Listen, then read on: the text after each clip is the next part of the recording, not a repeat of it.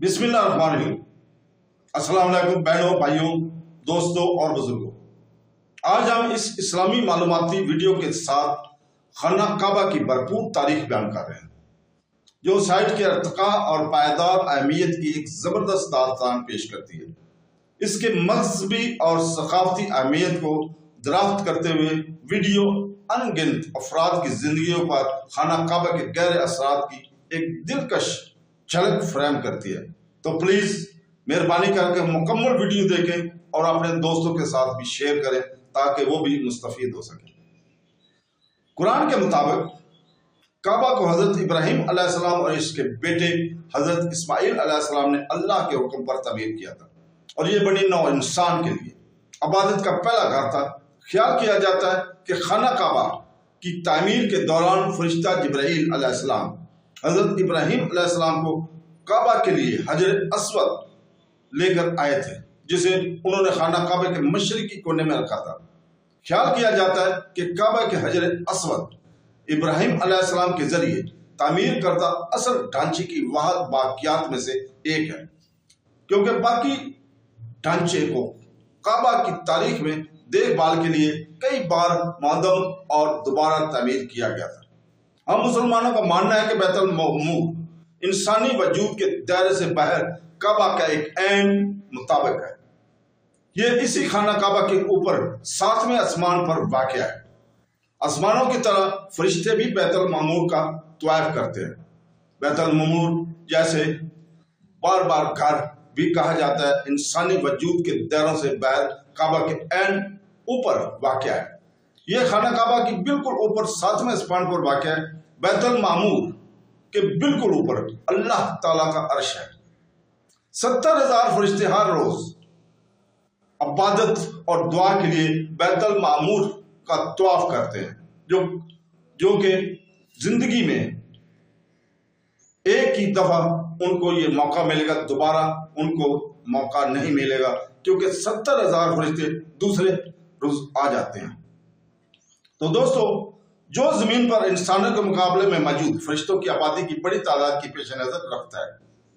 फरिश्ते बैतुल मामूर में नमाज अदा करने के लिए आते हैं, और जब वो नमाज अदा कर लेते हैं तो वापसी के लिए वो नहीं आ सकते, क्योंकि उनको दोबारा मौका ही नहीं मिलता और उनके लिए दोबारा जगह ही नहीं है, और दोबारा दूसरे 70,000 फरिश्ते आ जाते हैं। तो दोस्तों, अल्लाह सुब्हानहू तआला ने सूरह तूर आयत नंबर 4 में बैतुल मामूर का जिक्र किया है, और तो बैतुल मामूर की कसम, आसमान पर वो घर जो मक्का मुकरमा में खाना काबा से मुशाबह है, जिसकी मुसलसल फरिश्ते तशरीफ लाते हैं। नबी करीम सल्लल्लाहु अलैहि वसल्लम ने महराज की रात का सफर हदीस में 7वें आसमान की ज़ियारत के बाद फरमाया, मुझे बैतुल मामूर दिखाया गया। मैंने जिब्राइल अलैहिस्सलाम से इसके बारे में पूछा तो उन्होंने कहा, ये बैतुल मामूर है, जहां रोजाना 70,000 फरिश्ते नमाज अदा करते हैं और तवाफ करते हैं, और जब वो वहां से निकलते हैं तो कभी वापस नहीं आते। इसमें रोज क़यामत तक एक ताजा खेप आती है। जमीन पर बाज़ मुकामात ऐसे हैं जहां अल्लाह सुब्हानहू तआला की रहमतें नाली की तरह होती हैं, जैसे कि काबा बैतुल मामूर के बिल्कुल नीचे है। 7वें आसमान में ये मरकजी मुकाम है। रसूल पाक सल्लल्लाहु अलैहि वसल्लम ने फरमाया कि खाना काबा में नमाज पढ़ने का सवाब दुनिया के दीगर हिस्सों से 1 लाख गुना ज्यादा है, स्वयं मदीना में मस्जिद नबवी के। काबा को जमीन का मुकद्दस तरीन मुकाम समझा जाता है। मुकद्दस काबा के बारे में कुरान मजीद में मुतअद्दिद आयत है, जहां इसे बड़ी नौ इंसान के लिए इबादत का पहला घर करार दिया गया है।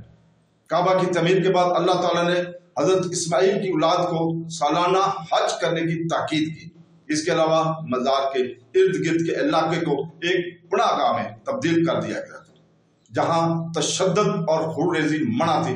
असल में काबा को मुस्ततील शक्ल में एक सादा बगैर छत के ढांचे के तौर पर तामीर किया गया था। कबीला कुरैश, जो कि कबल इस्लाम मक्का पर हुकूमत करता था, ने 608 ईस्वी में काबा को लकड़ी और शराई के ब्लॉक से दोबारा तमीर किया। पैगंबर इस्लाम हजरत मोहम्मद सल्लल्लाहु अलैहि वसल्लम से पहले बहुत से मौरखीन के मुताबिक इस्लाम के अरूज से पहले के दिनों में مکہ تجارت کا ایک معروف مرکز تھا، اور کعبہ تمام جزیرہ نما عرب کی مختلف بدو قبائل کے لیے ایک مقدس مقام کے طور پر کام کرتا تھا۔ بدوی لوگ سال میں ایک بار مکہ کی زیارت پر جاتے تھے، جہاں وہ خانہ کعبہ میں اپنے معبودوں کی عبادت کرتے تھے۔ کعبے کے اندر اور اس کے ارد گرد سمیت مختلف کافر دیوتاؤں کے مجسمے رکھے گئے تھے۔ عہد نبوی کے ابتدائی دور میں کعبہ کو اللہ کے مزار میں تبدیل کر دیا گیا تھا، اللہ کا گھر جسے کہتے ہیں، جہاں جزیرہ نما عرب سے کافر اور عیسائی دونوں قبائل سے تعلق رکھنے والے لوگ ہر سال حج کی ادائیگی کے لیے آتے تھے۔ 628 عیسوی میں نبی کریم صلی اللہ علیہ وسلم اور ان کے پیروکاروں نے عمرہ کرنے کے لیے مکہ کا سفر صرف اس لیے کیا کہ مکہ کے عرب باشندوں نے انہیں داخلے سے منع کر دیا۔ پیغمبر رسول صلی اللہ علیہ وسلم کے ساتھ امن معاہدہ کرنے میں کامیاب ہوئے۔ مسلمانوں کو اگلے سال سے کعبہ کی زیارت کرنے کی اجازت مل گئی۔ عیسوی میں 630 عیسوی میں مکہ کے باشندوں کے معاہدے کے خلاف ورزی کے بعد پیغمبر اسلام محمد صلی اللہ علیہ وسلم نے مقدس شہر کو فتح کیا۔ حضرت محمد صلی اللہ علیہ وسلم کی فاتحانہ واپسی کے بعد کعبہ مسلمانوں کے درمیان عبادت اور زیارت کا مرکز بن گیا۔ کعبہ کے آخری تاریخ پیغمبر اسلام کی وفات کے بعد کعبہ کی کئی بار تعمیر نو کی گئی۔ 683 عیسوی میں مکہ کے پہلے محاصرے کے دوران آگ لگنے سے اسے شدید نقصان پہنچا، جو عبداللہ ابن زبیر اور امویوں کے درمیان جنگ میں ہوا تھا۔ عبداللہ نے کعبہ کو دوبارہ تعمیر کیا تاکہ ٹوپی کی شامل کیا جا سکے۔ 692 عیسوی میں مکہ کا دوسرا محاصرہ ہوا، جہاں کعبہ پر پتھروں سے بمباری کی گئی۔ اگلے سال عبد الملک نے کعبہ کی باقیات کو مسمار کر دیا اور اسے دوبارہ مکوب شکل میں مستطیل شکل میں تعمیر کیا، جیسا کہ یہ پیغمبر کے دور میں تھا۔ 1626 میں سیلاب آیا، جس کے نتیجے میں خانہ کعبہ کی دیواریں گر گئیں۔ اسی سال کے دوران مقدس مسجد کی تعظیم اور آرائش کی گئی اور کعبہ کو مکہ کے گرینائٹ پتھروں سے دوبارہ تعمیر کیا گیا۔ اس کے بعد سے خانہ کعبہ ایک جیسا ہی ہے۔ آخری بڑی تبدیلیاں 1950 کی دہائی میں حکومت سعودی عرب نے حج پر آنے والے عازمین کی بڑھتی تعداد کو ایڈجسٹ کرنے کے لیے کی تھی۔ آج مسجد تقریباً 40 ایکڑ پر محیط ہے۔ آج خانہ کعبہ کی ایک دو ہیکل ڈھانچہ ہے، تقریباً کسی دوسرے مذہبی ڈھانچے کے برعکس یہ 15 میٹر لمبا اور ہر طرف 10.5 میٹر ہے۔ اس کے کونے تقریباً بنیادی سمتوں کے ساتھ سیدھ میں ہے۔ کعبہ کا دروازہ اب ٹھوس سونے کا بنا ہوا ہے، اسے 1982 میں شامل کیا گیا۔ کعبہ کو ڈھانپنے والا ایک بڑا کپڑا جو مصر سے حج کاروں کے ساتھ بھیجا جاتا تھا، آج سعودی عرب میں خود بنایا جاتا ہے۔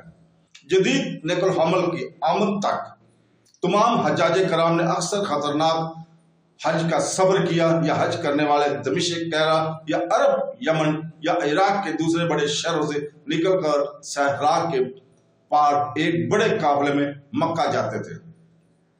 کعبہ اور اس سے منسلک مسجد میں ہونے والی تبدیلیاں اس بات کی اچھی یاد دہانی کے طور پر کام کرتی ہیں کہ کتنی بار عمارتیں حتیٰ کہ مقدس مقامات کی یا تو نقصان کی وجہ سے یا کمیونٹی کی بدلتی ہوئی ضروریات کی وجہ سے تزئین و آرائش کی گئی۔ اس سے پہلے صرف مسلمان ہی مقدس شہروں مکہ اور مدینہ کی سیر کر سکتے تھے اور وہی داخل ہو سکتے تھے، لیکن ہم نے ایسی خبریں آج کل سنی اور پڑھی بھی ہیں کہ اب غیر مسلم بھی مکہ اور مدینہ میں داخل ہوتے ہیں۔ تو دوستو، کل ہم روزہ رسول صلی اللہ علیہ وسلم کی تاریخ کو بیان کریں گے۔ براہ کرم پوری ویڈیو کو دیکھیں اور اپنے دوستوں کے ساتھ شیئر کریں تاکہ وہ بھی اس سے مستفید ہو سکیں۔ اللہ حافظ۔